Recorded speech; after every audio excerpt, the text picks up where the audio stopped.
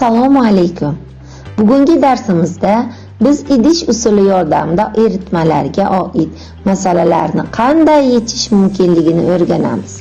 Idish usuli bu eritmalarni ko'rgazmali tarzda tasavvur qilish va ayniqsa massa ulushi, foiz konsentratsiya, eritmalar tayyorlash mavzularini ancha oson tushunishga yordam beradigan usul hisoblanadi. Dars davomida biz bir necha amaliy masalalarni idishlar yordamida tahlil qilamiz va bu metodning qulay tomonlarini ko'rib chiqamiz. Eritma bu bir jinsli aralashma bo'lib, u erigan modda, erituvchi va ularning o'zaro ta'siridan hosil bo'lgan mahsulotdan iborat. Masalan, tuzli suvda tuz erigan modda, suv esa erituvchi hisoblanadi. Massa ulushi bu erigan moddaning eritma massasiga nisbati bo'lib, omega harfi bilan belgilanadi. Massa ulushi odatda birdan kichik son ko'rinishda ifodalanadi. Massa ulushi yordamida eritmadagi moddaning nisbati aniq hisoblanadi. Bu masalalarni formula usulida to'g'ri yechish uchun asosiy ko'rsatkich hisoblanadi. Foiz konsentratsiya bu erigan moddaning eritma massasiga nisbati bo'lib, foizlarda ifodalanadi.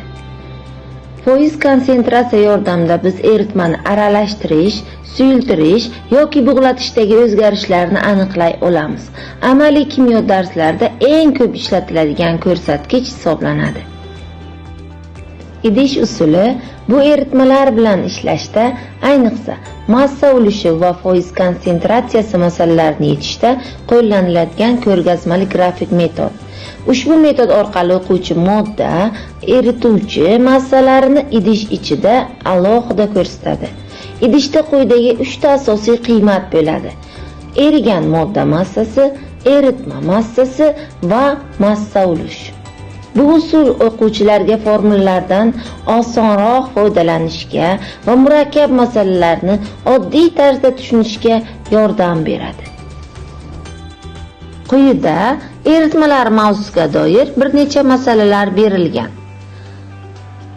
Birinchi masala: 400 gram tuz eritmasiga 300 ml suv qo'shiladi.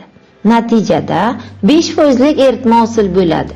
Bizdan so'ralyapti, dastlabki eritmaning konsentratsiyasi necha foiz bo'lgan? Bunda idish usulidan foydalanamiz. 400 gram eritmaning foizi noma'lum, uni x deb belgilaymiz. 400 gram eritmada 300 gram suv qo'shildi. Natijada eritmaning umumiy massasi 700 gramga teng bo'ladi. Yangi eritmadagi erigan modda massasini 400x, eritmaning foizi esa 5%, ya'ni massa ulushda 0,5 ga teng. Formulaga qo'yamiz. Natija 0,10 875 ga teng bo'ldi.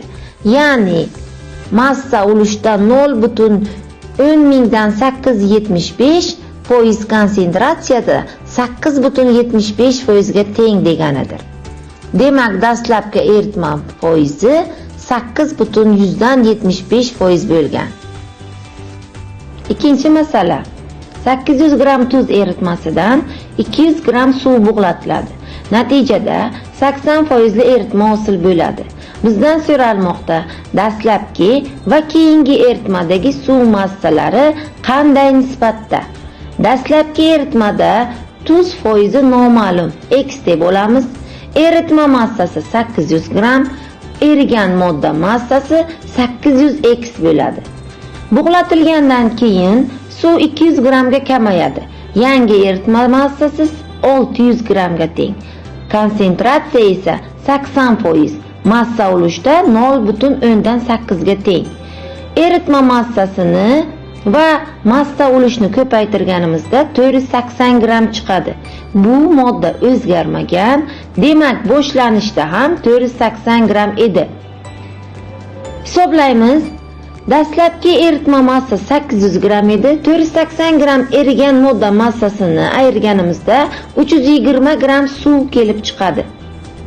Demak, dastlab 320 gram suv bor bo'lgan, undan 200 gram suv bug'latilgandan keyin 120 gram suv qolgan. Dastlabki va keyingi suv nisbati 320 ga 120 qisqartirganimizda 32 ga 12 bo'ladi. 3-masala. 20% eritmada tuzning massasi 2 marta, suvning massasi esa 4 martaga kamaytirildi. Yangi eritmaning foiz konsentratsiyasini topish kerak. Boshlanishida eritmani 100 gram deb olamiz. Natijada tuz 20 gram, suv 80 gramga teng bo'ladi.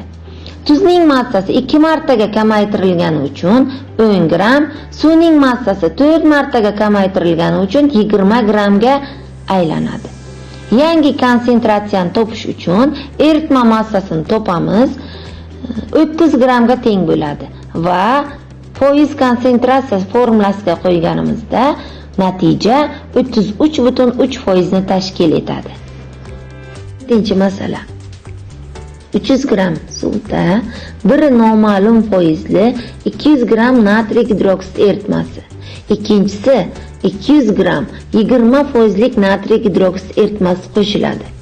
Yangi eritmaning foizi 20% bo'ladi. Noma'lum foizni topish kerak. Hisoblash uchun birinchi eritmadagi modda 200x, ikkinchi eritmadagi erigan modda 40 gramga teng bo'ladi. Umumiy eritma massasi 700 gramga teng. Umumiy erigan modda massasi esa 200x plus 40 ga teng. Foiz formulasiga qo'yganimizda natija 50% ni ko'rsatdi. Demak, noma'lum eritmaning konsentratsiyasi 50% bo'lgan. 5-masala. 50 gram galit suvda eritiladi. So'ngra eritmada o'ziga teng massa, ya'ni eritma massasiga teng suv qo'shiladi. Yangi eritma 12,5% ni tashkil etadi. Suv miqdorini x deb olamiz. Dastlabki eritma massasi 50 plus x ga teng. So'ng yana shuncha suv qo'shiladi. Yakuniy massa 100 plus 2x ga teng bo'ladi. Foiz konsentratsiya formulasiga natijalarni qo'yganimizda tenglama yechilganda suvning miqdori 150 gramga teng bo'ladi. Demak, galit 150 gram suvda eritilgan bo'lgan. 6-masala. Ma'lum miqdor kaustik soda o'z massasidan 4 barobar ko'p suvda eritiladi. So'ng eritmadan 25 gram suv bug'latiladi. Yakuniy eritma foiz konsentratsiyasi 25 ga teng. Dastlabki kaustik soda massasini topish kerak. Kaustik soda massasini x, suvni 4x, umumiy eritma massasini 5x deb olamiz. 25 gram suv bug'latilgach, eritma massasi 5x minus 25 ga teng bo'ladi. Foiz konsentratsiyasiga qo'yamiz va tenglamani yechamiz. Natijada x 25 gramga teng bo'ladi. Demak, dastlabki kaustik soda miqdori 25 gram bo'lgan. 7-masala. 104,5 gram 35,89% natriy yodid eritmasiga 465 gram natriy yodid 2 molekula suv kristallli gidrati qo'shildi. Yangi eritmaning konsentratsiyasini topish so'ralyapti. 104,5 gram eritmada natriy yodid miqdori 37,5 gramni, kristallli gidratdagi natriy yodid miqdori 375 gramni tashkil etadi. Natijada umumiy natriy yodid massasi 412,5 gram hisoblanadi. Yangi eritma massasi esa 569,5 gramni tashkil etadi. Foiz konsentratsiya formulasiga qo'yganimizda natija 72,4% ni ko'rsatdi. Demak, hosil bo'lgan eritmaning konsentratsiyasi 72,4% bo'lgan. Mustaqil yechish uchun bir necha masalalar berilgan. Ularda siz eritma konsentratsiyasini oshirish, suv yoki modda qo'shish yoki bug'latish orqali o'zgarishlarni hisoblab chiqishingiz kerak bo'ladi. Har bir masalada siz o'zingiz massalarni ifodalang, tenglamani tuzing va foiz yoki massa ulushni toping. Idish usulidan foydalangan holda bu masalalarni oson yecha olasiz.